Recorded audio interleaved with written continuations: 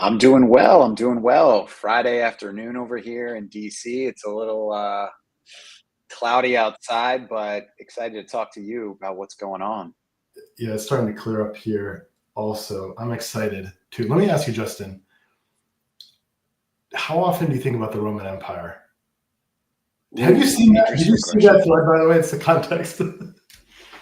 No, well, it's funny. I probably until last year had not thought about it often. I am a Stoic. I do read Stoicism, and so I've got like Marcus Aurelius, his letters, and I've got a number of those kinds of things. But my older son has been studying that time in the world, both last year and this year.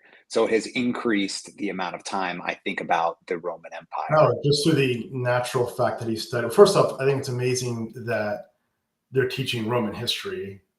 And of course, it's millennia. I think Roman history might be 2 millennia. So when they say teaching Roman history, what does that even mean?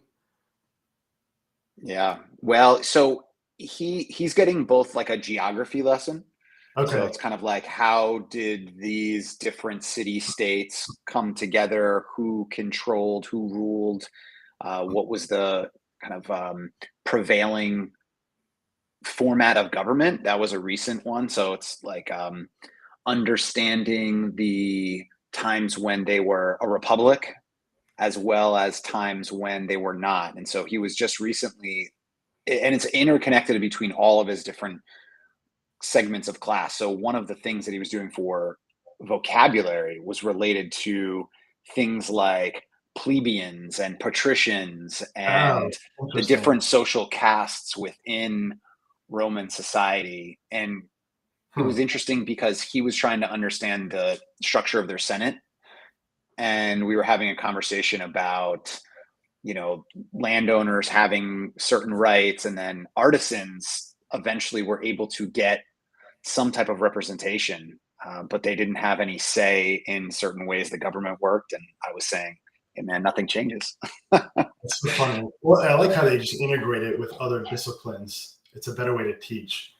And so for folks that are joining now, this is just an impromptu Lumida live session with myself and my colleague, co-founder Justin Gilder. We're going to try to do these more often, just totally off the cuff. Literally, there was no preparation, not even a topic. I just sprung Justin that random question. My social media feed is talking about the Roman Empire. I'll be brief on that one. So during COVID, I listened to the History of Rome podcast, which was awesome. It was just gold. I recommend starting, I think it's episode 21 or 22. It's about Hannibal. I always had heard about Hannibal and the invasion, one of these epics of history that I never actually had studied. And I said, well, I want to understand that better. So I flipped to that podcast and then I hit play. And then 50 episodes later, but there are so many issues that we're dealing with today that the Romans dealt with, right? Inequality is one. Like Roman inequality, far higher than anything we've experienced today. The the power struggle between the executive, the Caesars, and the Senate, Mm-hmm. again, another issue. Things like eminent domain and how do you advance a public policy objective. I mean, there's so much multiculturalism, different languages, different cultures. I mean, there's so many aspects from Roman history. So maybe we should Well, think of Roman history more often. yeah, it's interesting because as I mentioned, I'm having these discussions with my son, and I'm trying to explain to him that human beings haven't changed that much. We have a lot better technology at our fingertips. Obviously, we're able to do this right now in different parts of the country, broadcasting to anybody in the world who happens to be deciding to tune in. Yet, the kinds of challenges we face as individuals, right? Like, what are you going to do on a daily basis? Are you going to get up early and work out? Are you going to focus on work or do something else? Or our societal issues are the same. I mean, some are different, some are better, right? We've managed to improve a little bit as a society and as a people, but we're still struggling with the same kinds of issues around representative democracies, other forms of government, outside influence on elections, both our own and external. And then, as you point out, things like income inequality. And it's interesting to think that 2,000 years later, we're studying that history, reliving some of the same exact issues, and are still not further along in our development. What's old is new, right? Political patronage. I mean, there's so many, and wars, and what does that do for domestic politics? All this stuff just keeps coming back again and again. So there's a lot of interesting things going on in the world, right? There was the kind of Meta Connect conference yesterday where Meta rolled out some of their AI. We talked about the Lumida had a thread on that. On health and longevity, I know we have a shared passion and interest around that. I don't know, we're going to introduce your podcast as well too coming up, which is I'm really excited to learn more about the guests you've been interviewing and some of the topics which you're learning. But what else should we talk about here? So I thought you had an interesting take online about Nike and some brands. So maybe elaborate on that before we talk about some of the podcasts and health and wellness things. What was your take on Nike? Because I'm a huge Nike fan. This is as a personal wearer, no investment advice here from me. But like, I was lacing up my son's Jordans this morning. I'm not wearing Jordans right now, but I am wearing a pair of Nikes. And so I was intrigued by your take around the consumer and the generational divide. Well, so first off, Nike makes the most comfortable sneakers in the world. I've tried the Allbirds. I've tried other things. Like, as far as products go, Nike products are just so comfortable. So fully agreed.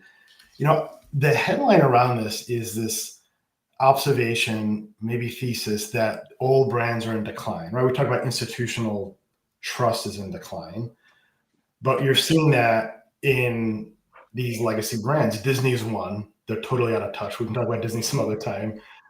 I didn't put Nike in that list up until now. I saw their North American sales are declining 2% year over year. And that's a big deal. When your business is shrinking, that's a big deal.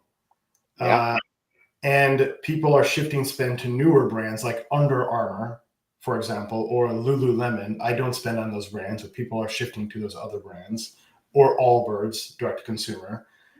So, that's a trend, I believe, that will endure. I first was clued into this when I was driving upstate to visit my folks, upstate New York, and we always stop at this one thruway stop, and it's like this McDonald's, and McDonald's is gone. I've been there for decades, and it was replaced by Chick-fil-A. And of course, Chick-fil-A is one of these newer brands on the upswing, and McDonald's on the downswing, and there's a similar story you could tell for almost like every industry, right? Financial services probably is more sticky, but I have a list in a thread that was linked to. I go, here's an old brand, here's a new brand. Roblox is the new brand, Disney's the old brand, et cetera, et cetera. So, yeah, that's interesting. So, I'm in the Mid-Atlantic region, and Under Armour springs from the Mid-Atlantic region and has a lot of ties here. There's a high school around the corner that Kevin Plank donated a lot of money to that has amazing facilities as a result. And they jumped on the early, I'd say, difference makers in sports, perhaps luckily, I don't know, but people like Steph Curry are Under Armour athletes. And so I see that playing out with my children. My son, who's almost 12, he was wearing Under Armour gear and Steph Curry shoes for a number of years. And recently he's been making a push back towards Nike, primarily through the Jordan brand. So Nike definitely missed out on Steph Curry and the excitement he brought to the league. But I'm curious to understand and parse the numbers. Is Jordan brand bringing up the numbers for Nike, or is Jordan brand also in decline? Because it's a great question. I'm a generation of a Jordan guy, but my kids hear me talk about Jordan, but they're never going to see him play. I want to understand that too. I don't believe Nike breaks it out at that level, unfortunately. But another point you raised there around Steph Curry, and certainly Nike, of course, bid on that along with Adidas and everyone else, and clearly they lost the bid. But the other take is this creator economy. Like, who's actually capturing the revenue? Like, we know Jordan was the first to capture this licensing fee model, which others then started to adopt and replicate, and Steph Curry participates in that. So Nike's revenues are down, but athletes are up. Yes. Right? Athletes are capturing revenue. And athletes are a form of creator economy. We don't think of creator economy as athletes. We think of creator economy in a different way. Think of like Patreon, small creators on Etsy trying to get by. But athletes may be the original creator economy. Yeah, it's the attention economy, I think, too, right? Yes. I agree. Monetization of attention. And speaking of athletes, had a funny conversation in my house last night about Travis Kelce and Taylor Swift. My wife jokingly, unbeknownst to me, was saying, "Oh, well, now Travis Kelce is famous because of Taylor Swift." And my son and I turned and we're like, "What are you talking about? He's been famous. He's incredible." Of course, she took him to another level, but apparently there was these conversations going on in a lot of homes, and she was joking with her friends that said every guy is going nuts saying Travis Kelce was already famous. I have no idea who Travis Kelce is, by the way. So, but he's obviously an athlete. That explains why I don't know who he is. But what's the 10 seconds? NFL tight end. I think he's won a couple Super Bowls, but he went on a date maybe with Taylor Swift. She came to a football game of his, and Taylor Swift is if you're thinking of the attention economy, she's the top of the attention economy. Right. That makes sense. Interesting. So it's like Tom Brady was better known than Giselle. Maybe not. I don't know. It's hard to understand that. So, but Taylor brought his brand up. Interesting. Oh, yeah. I mean, put it this way. He might help a team sell out a stadium. She sells out stadiums all across the country and could have probably done it for 365 nights out of the year. Oh yeah, I mean, she sells out cities. I mean, she's in the Fed Beige Book. She's been cited. She came up in the Q&A of one of Jerome Powell's press conferences somewhere. I mean, pretty incredible. And that, of course, is why tokenization of creator IP is promising. And talked about that. What else? Connection. Yeah, there's a lot there. What did you think? I don't know if you had a chance to look at the Meta AI offerings. And while you're sharing that, I'll actually share a screen and see if I can just pull that up in the background. I did. While you're looking at that, I thought I was probably one of the goons who made fun of their glass product the first time it came out because it looked ridiculous. And I was thinking, who in the world would ever be caught in public wearing those things? No offense to people who decided to wear it. Probably a pretty cool tech feature. But when I saw that they were doing Ray-Bans, I thought, oh, that's cool, because I wear sunglasses everywhere. I don't know if I would want to wear those, but I could see myself wearing those. As soon as I saw the term Ray-Ban, it goes back to brands. If it said sunglasses, I don't know if I'd be interested. Maybe, I don't know, but it definitely, I could visualize myself wearing them. And that, I agree, is a different way they've introduced this in a more accessible way. And I always lose sunglasses and destroy them within like 5 days of purchase. So I actually made a rule not to buy them anymore. I might make an exception here. By the way, that price point's reasonable. It's like $299. It's not bad. I mean, sunglasses are like $150 or something like that, which I think is a waste of money. But I pay about that much for my sunglasses anyway. I don't lose them though. I'm like very meticulous about mine. I won't. My wife actually just had a pair destroyed by one of our dogs, and the company replaced them for free. That was a pretty special feature. So now I'm attached to their brand. I would say that was big. But you're right on Ray-Ban and service, of course, from that perspective. But Ray-Ban was interesting. My sister used to work at Snapchat. They had this idea a long time ago. They came out with sunglasses that had the video feature, but they were their own design and they weren't spectacular looking and kind of a flop, I think. I wonder if they had paired with Ray-Ban, if they would have become a bigger social media platform than they clearly are. The go-to-market on glass could have been better. But this is I don't know if I get the use case here. I mean, look, it's compatible for indoors, which is nice. Like I got LASIK surgery, so I don't have a vision eyesight issue. I don't know if practically I'd be wearing these. We'll see how it plays out. But look, it looks more promising. We got the AI chatbots that are coming soon. I don't Speaking know. of AI, did you Yeah, see that ChatGPT apparently is about to roll out, or for some users has rolled out, video input? I did. I saw that where you can shine it on a scenario like adjusting a bike, and that gives you instructions on how to adjust that. It's not actually rolled out yet, unfortunately. I've tried to use it several times now. Yeah, I don't have access either yet. But I can't wait. That multimodal method of engaging with AI could be very powerful. Imagine saying to the AI, hey, I need an infographic. Can you produce one for me? And it does that. Or you take a snap of something that you sketched on a whiteboard and you say, deliver a high res PowerPoint slide. I think that's super cool. I think that's going to cut time and enable more output for a lot of people. Allegedly, somebody took a picture of a whiteboard and asked ChatGPT to write the code for the product that had been outlined on the screen, and it Right. wrote competent code to I saw execute. that too. Right. It showed the workflow, and they even threw in like a curveball for the AI. They said like switch the order in these boxes visually, and the AI interpreted that.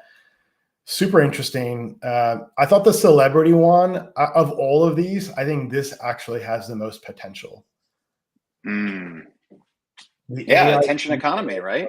yes, I think AI celebrities.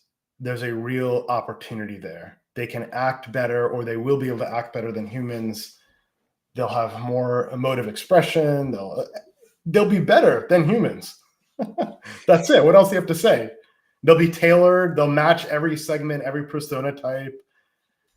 I can't wait to have this type of AI technology. You know, we could have the AI join the conversation right here with us. That scares me. That scares Really? me. It doesn't scare me in the sense of like losing out to AI, but it makes me worry about devaluing humans. Devaluing humans as a species or devaluing human connection? I would say both. It would start as human connection, and then it would ultimately devalue humans. Like, for instance, so there's an interview that Lex Friedman does with Mark Zuckerberg in virtual reality, right? It's the new Right. podcast that he launched. And yes, cool if you can go talk with other humans. Like if you and I said, hey, let's do a working session in virtual reality. Do we need to? I don't know, but maybe that would be cool. But to your point of what happens when the AI is in there, what if you don't know that you're talking with like an AI bot, right? Like you Right. go to do customer service with a company and you think you're talking to a human. Now, maybe you don't care at the beginning, but what happens when it's your nurse or your doctor? And maybe we don't care in the end because they give better care or better information or insights. Then what happens though to the people whose jobs are being lost? I think they'll find other employment, but Right. there will be some disconnect between the human connection if we're replacing it. I'm not too worried about the job loss. That's a good topic for another time. But obviously, the proof of human component matters, and folks are working on that technology, and digital assets, cryptography has played a role to play. But another thought I had was around like loneliness is an epidemic. Now, you and I are Mm. families, and we have kids. That changes. We have the opposite of loneliness. We can't get privacy. It's the opposite. We don't have that issue anymore, right? But loneliness is an issue, and imagine you put on that headset and you enter this virtual world with heroes you read about in fictional plays or real life heroes. I'd love to hang out with Richard Feynman, for example. And that it's you're solving for loneliness, but in a totally artificial way. I don't know what to make sense of that. That seems to be like a good thing, but I don't know. that will happen. That future is going to happen. People lived in Halo and, gaming metaverses. Yeah. No, it's a great point. I saw a statistic the other day that had a color graphic of the United States, and each state was labeled based on the number one cause of death. And it tracked it by age group, and it was like 20 years ago versus now. You know, 20 years ago and today for age 65 plus, it was all basically like heart disease. But when you looked at demographics between 18 and 44, it had become suicide Oh, and wow. drug overdoses in certain states. So, what's causing that suicide? Some of that probably is loneliness, right? Feeling left out from society, maybe. Is the answer an AI, support that helps bring up their loneliness, or does that actually cause more loneliness in those moments when you realize that it's not a real human on the other end? I think we're going to find out as a We'll find society. out. I think people will suspend their belief and they will live in the cognitive dissonance and make enduring AI friendships. And when they come to reality, I actually don't think it'll break that dissonance. And the reason I say that is when you look at how people relate to their gaming avatars and their gaming characters, they have a real emotional investment in that. I still feel pain at the fact that my Nintendo 8-bit system, I have like games I've lost to the dustbin of history or something like that. There's some like equity value through all that work in there and the character you built up there. So I think we'll get there. The other thing, of course, is like fentanyl, obviously, right, is a driver of some of that death. And I saw this study once that overdosing is highly correlated with states that have experienced the most trade dislocation from globalization. So all these factors are interrelated. And obviously the rise of AI is going to create more dislocation, although more in white collar than blue collar up until like robots start to show up, etc. But interesting, there's a lot there. Maybe then it'll get some attention from the powers that be if the job losses are white collar, because it hasn't seemed to grab the attention when it's blue collar jobs being lost. It was, globalization and better pricing, but we're seeing the effects of gutting segments of our economy. And there's a lot of dignity in work, and the inability to get a meaningful job is, it creates a lot of problematic outcomes for folks. Well, yeah, there's a lot of wisdom in that statement. There's a lot of dignity in work, both in self-worth, in responsibility to oneself, to others, the community, and those around us, identity, value creation. There's a lot of dignity in work. Look, and what does that mean when AI and robotics are so, actually, again, I'm not very dystopian. I think competitive advantage will evolve and people will shift to making decisions and identifying areas of focus, et cetera, and creativity and creating different kinds of output too. But it's Yeah, I'm a little more dystopian than you are. I know. Well, you went through like the Max Tegmark, what does that mean for AI in the future? So how about on the longevity side of things, right? I know you've been interviewing incredibly interesting people, from concierge doctors that care about longevity. You've also interviewed perhaps one of the world's best trust, tax, and estate attorneys to help maximize the value of legally avoiding taxes and hedging against even things like US decline or US regulatory risk, right? I guess, what are some of the topics you've been focused on? Yeah. So the Lumida Legacy podcast, which is what we're talking about here, is launching tomorrow.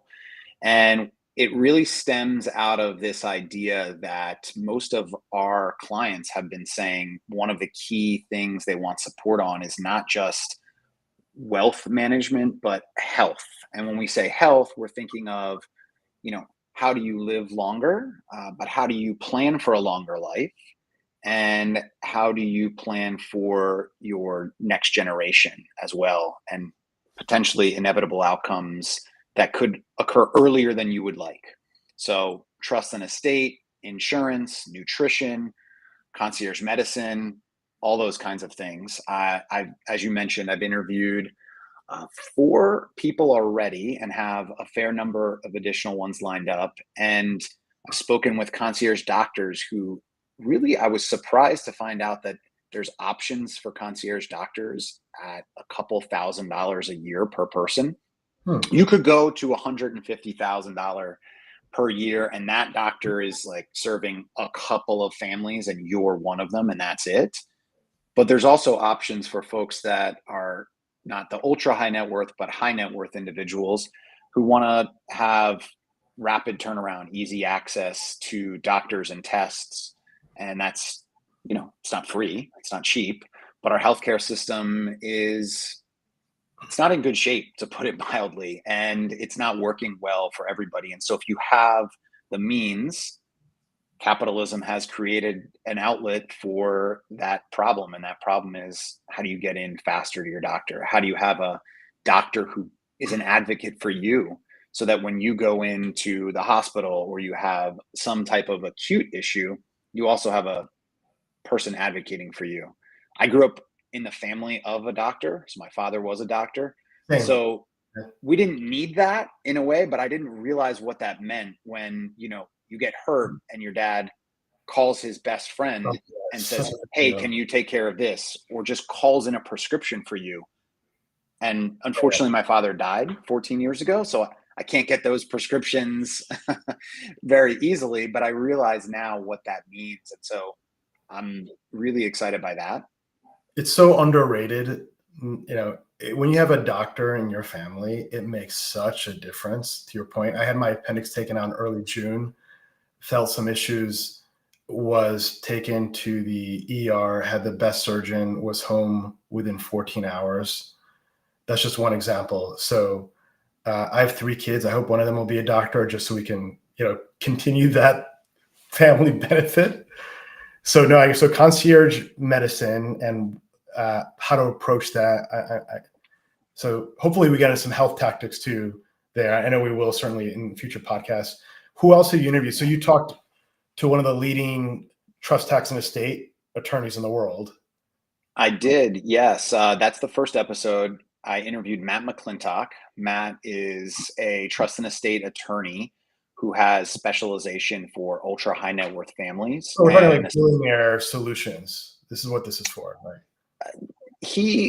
I know that he specializes from that high also to other ranges of wealth.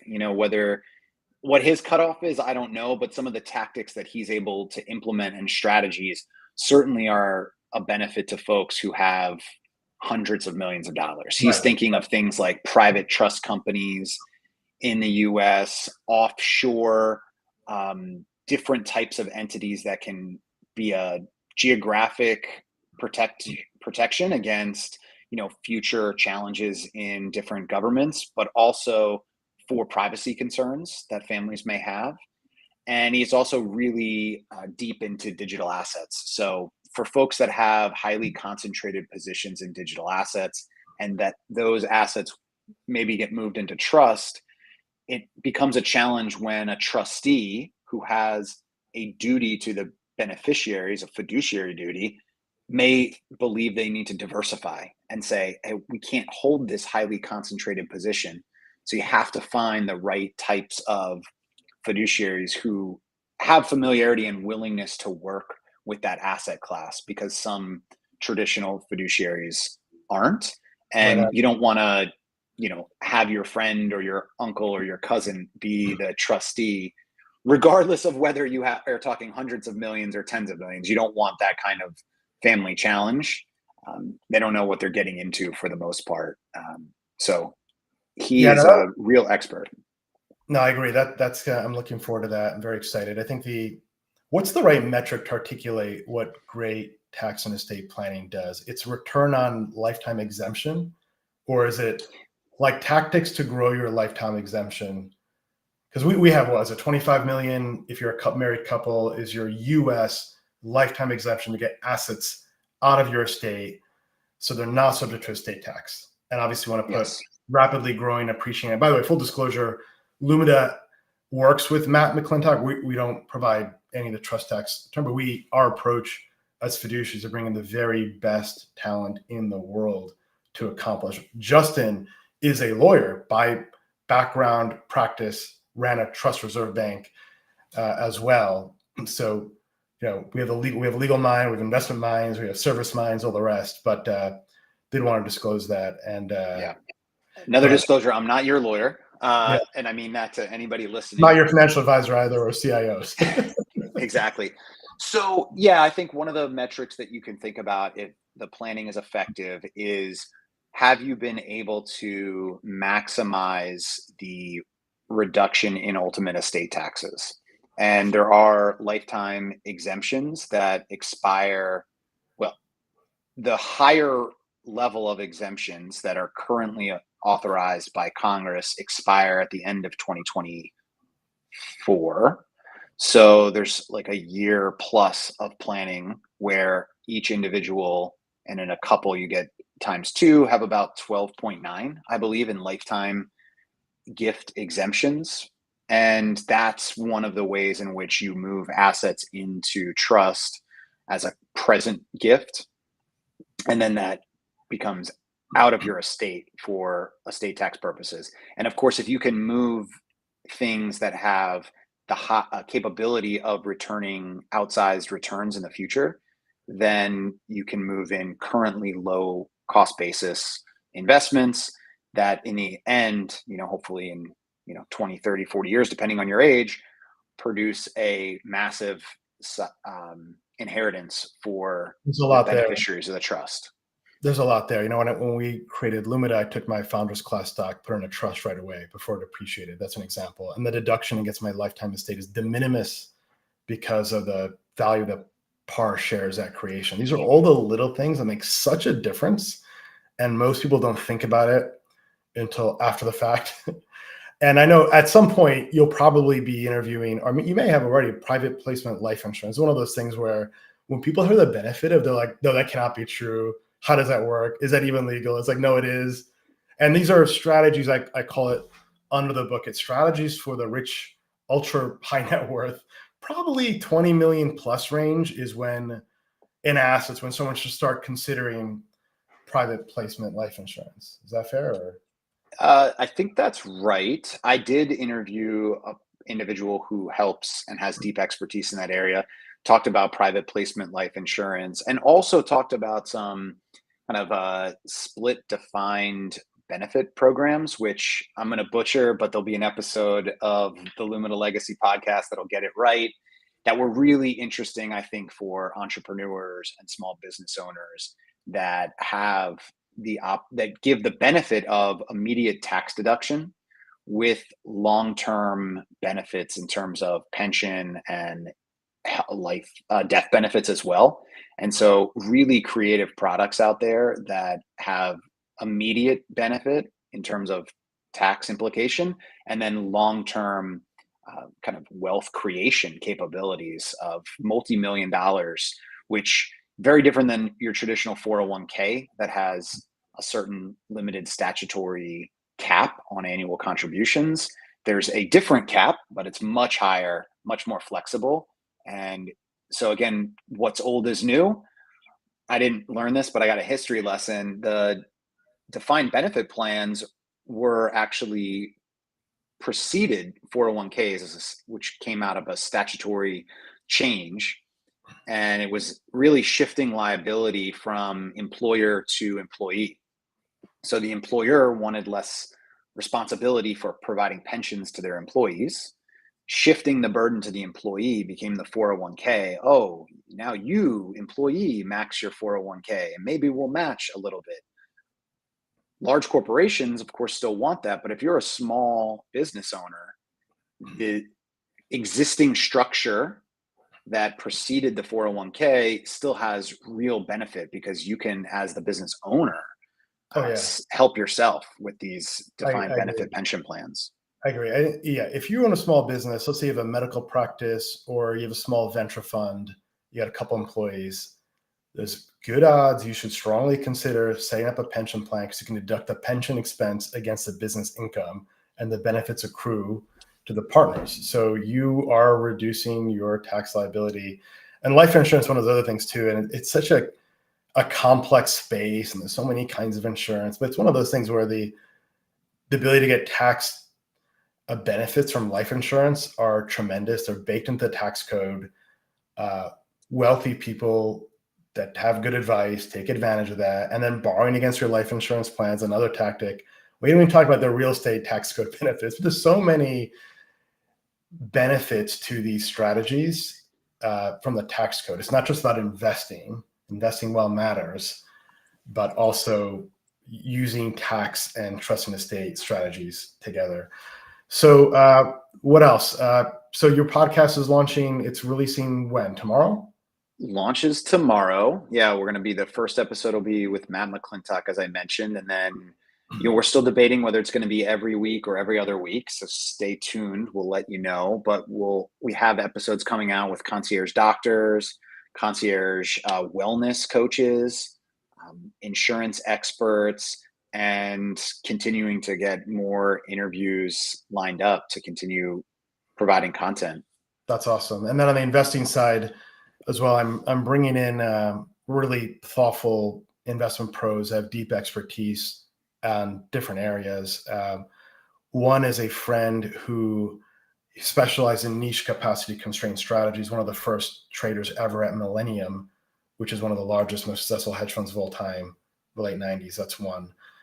Two is a friend who's a VC at a cybersecurity venture fund, who was a former regulator at FinCEN, by the way, dealt with all sorts of interesting digital asset issues. And cybersecurity is interesting in the age of AI. So that's two. And what else? So a trader, a bond trader that lived through 2008, who has thoughts on rates and bonds and all the rest. So, but yeah, we're having fun. We're trying to take these high insight private conversations and elevate them to the public so folks can understand how the real world works, what happens at the highest levels of health and investing and living well, and doing good by doing well, and doing well by doing good too. So it's been a lot of fun. Thank you, Justin. It's our first time. Hopefully we do this more often. I think we're going to try a couple times a week. Try to aim in this window, and we're trying to be a little spontaneous.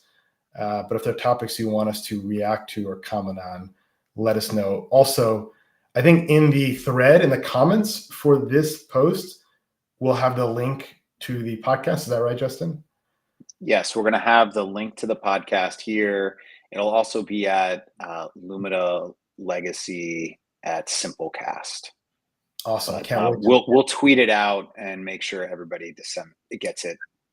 Awesome. And sometime next week, we'll talk about biotechnology and all the improvements there. I've actually spent a lot of time looking at biotech hedge funds and just seeing that the innovation that's coming. People might find that interesting. It's funny that you say that. I reached out this week to a couple of friends to find somebody to interview on that topic. So wow. I haven't found anybody yet. So if you find somebody, let me know. I would love to check it out. I think a VC who's looking at biotech and thinking about longevity would be fascinating to talk to. Two ideas for you. I'll follow you up. One is a VC focused on health AI, doctor, surgeon, entrepreneur, exit, went into VC, ex-McKinsey, good, better, and different, very thoughtful person. And the other is a portfolio manager at a multi-billion-dollar biotech hedge fund that is world-class. So let me ping them. We'll chat more. Be very interesting. Terrific. Well, thanks, everyone. Hope you had fun. Thank you, Justin. Always a pleasure. Thanks, Ron. Until next time. Be well. Likewise.